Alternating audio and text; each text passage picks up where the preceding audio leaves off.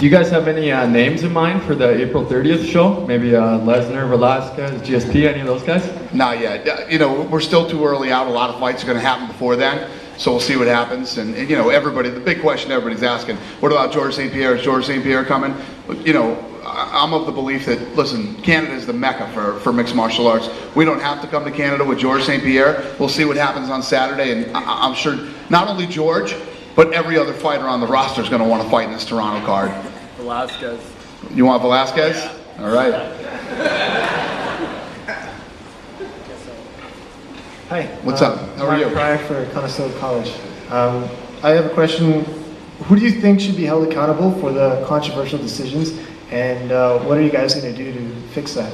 Like we've seen in Nam Fan. Judging, it's terrible. You hear me bitching about it just as much as anybody else. You know, there's nothing we can do. We're overseen by the athletic commissions, and they pick the judges, the referees, and you know, it's what I think the positive thing that came out of. First of all, I hate to see kids work as hard as this kid did, go in and put on a great performance, and then lose the fight. You can have never watched a fight in your entire life, and you know who won that fight. That's how bad it is. But one of the things that I think, you know, a positive that came out of Saturday was, I think a lot of people woke up that make these decisions and saw that there really is a problem with the judging. So, hopefully that does it. Believe me, when I tell you this, you know, everybody wants to point at me like I'm the bad guy, like I make the decisions on who wins and who loses. I don't. When I tell you I have no power whatsoever with these guys, I actually think that they do things to piss me off, okay? Like keeping Mazzagatti in there. This guy shouldn't even be watching MMA, let alone reffing it, all right? So, I'm hoping that some positives come out of Saturday in that, you know, they realize now that there's a big problem with the judging. Right, thank you. And reffing. Thank you. What's up, Dana? How are you? Good. I got a two-part question, basically. Yep.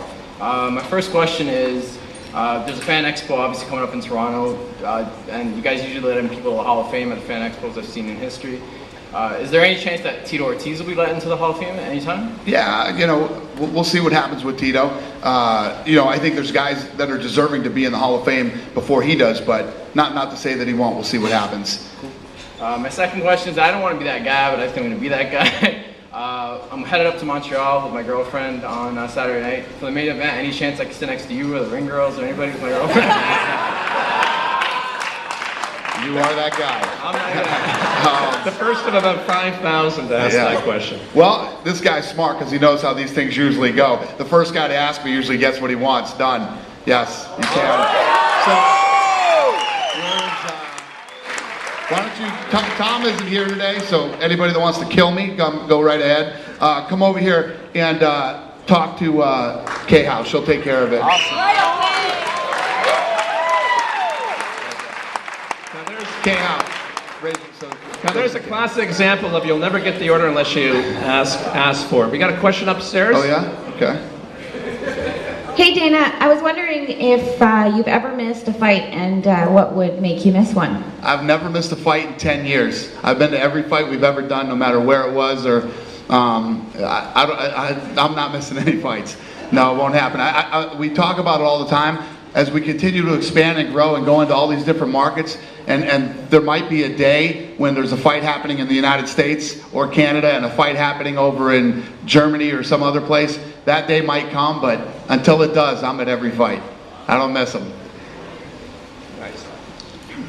Hi, Mr. White. How you First doing? of all, I want to thank you for keeping it real. Thank you. For UFC. Thank you. I have a three-part question, actually. First of all, when can we expect to see UFC gym in Toronto? Actually, great question. We actually literally last week just came up with a deal for some property up in Montreal. The first UFC gym will be in Montreal. So Montreal keeps getting everything first. And then the second UFC gym in That would be a Toronto. popular one here. So when it's coming to Toronto, I don't know. All right. I'm not going to say the F word, but when can we see Alistair Overeem in the UFC? Alistair Overeem? Why would you say the F word before you said Alistair Overeem? Or did you say you didn't want to hear me say the F word? No, the Fedor word. Oh, the Fedor word. Oh, immediately you know what I thought of. Here's the crazy thing about Alistair Overeem that how many people here are hardcore fans today? Okay. maybe we can have a little debate here today. We can talk about this, and you guys can walk me through this. Now, Alistair Overeem hasn't beat anybody, okay? And the guy has been over there doing K1, which is a real cool name for kickboxing, okay? Not mixed martial arts. He hasn't defended his title over here in his organization for a long time. What in the hell makes you people think this guy should be up in the top 10? He's a big guy, and he's punching people, you know, in K1, but this is mixed martial arts. He hasn't accomplished anything to be considered, you know, top 10. But he's fought the who's who in Pride, and that was MMA rules. Yeah, it was a long time ago. You realize we've owned Pride for like over 3 years now, and nobody's fought in Pride in a long time. You know, my philosophy is you have to give people credit for what they've done lately in sports and in the fight business, you know. Guess what? Muhammad Ali beat a lot of guys back in the 70s and 80s. Is he still the best in the world? No, this guy hasn't fought in mixed martial arts in a long time. And the whole, we can use the F word here. The Fedor thing is, I tried to negotiate with Fedor forever. I flew to some crazy island out in the middle of nowhere to try to do a deal with this guy to get him to fight. He doesn't want to fight. He's not even fighting in Strikeforce. Do you people not realize this? This guy has a contract with this organization, and he will not fight. And when he does fight, he fights people that don't matter. I feel like I'm a fucking alien with this thing. Like, I'm the only guy in the world that gets this. Am I not the only guy? I mean, come on, or do you guys just love to bust my balls that much? I don't get it. I don't understand the whole Fedor-Alistair thing.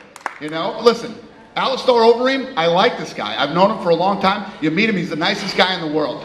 When he starts fighting mixed martial arts again, sure, and he's out of his contract, we'd love to talk to him and have him come over here. And if he loses coming into the UFC, you guys would say, oh, we told you so, or you guys won't give a shit when he comes to the UFC.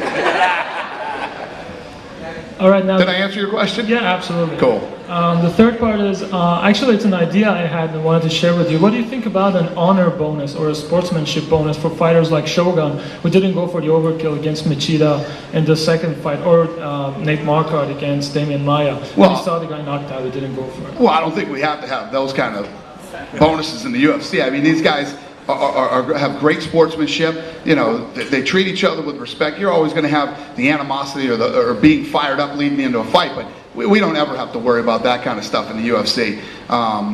You know, we actually have to have aggressive bonuses like knockout of the night and submission and finish bonuses. But I think all these guys display good sportsmanship. You'll always have an incident where somebody doesn't. But even when bad things happen, these guys go up and shake each other's hands and apologize. True. Thank you, sir. Cool. Thank you. We going back up here or no? No? Okay. Hi, Dana. Hi. How are you? Good. I have a couple questions, some for me and some for my boyfriend. He's in Cyprus right now. Okay. One of the questions was why, I know the whole Fedor thing, but why haven't you signed his brother? His brother? Alexander, yeah. Like, have you considered it? No, yeah, I think at one time his brother was considered. Listen, we go after guys that we consider to be, you know, the best or the up and coming guys out there. I mean, the problem with dealing with you know, I always call them the crazy Russians. Is these guys? I can't do a deal with his brother. You know, how am I going to do it? We can't deal with these guys. They're under contract with Strikeforce, and these guys can't deal with them. They can't even get them to fight. You know, it's one of those weird situations where it looks like, you know, I'm always the guy taking the heat for him not fighting. He's not even fighting in the organization he's contracted to fight in. You know? Okay. Also, have you ever considered doing like UFC sort of tournaments? What kind of tournaments? Just a different kind of weight classes, or just No, something that'll never different. happen. The old class where different weight classes fight each other, that will never happen ever again. And it shouldn't happen. The reality is, you know, this is a real sport, and you know, there's safety things that are in place. A guy, I'll give you another example. We'll go back to Pride. Kazushi Sakuraba. How many hardcore fans know who Kazushi Sakuraba is? And tell me if I'm wrong. Possibly one of the best 170 pounders ever. The guy was incredibly talented, incredibly tough. You know, the Japanese had him fighting heavyweights and all these other guys, and he got busted up, and his career ended earlier than it should have. And he never a lot of the things, for me, it's about legacy. Going down in history as one of the greatest fighters ever. And Kazushi Sakuraba never had the opportunity to be called one of the great. First of all, he fought at 185 when he should have been fighting at 170, and he always fought guys who were way bigger than him. I mean, this guy fought Vanderlei Silva when Vanderlei Silva was at his peak. You know, it'd be like, it makes no sense. Guys have to fight in their own weight classes. You'll see tournaments, and we've done tournaments before in different weight divisions where guys, you know, lead up to a big title fight, but never out of weight classes.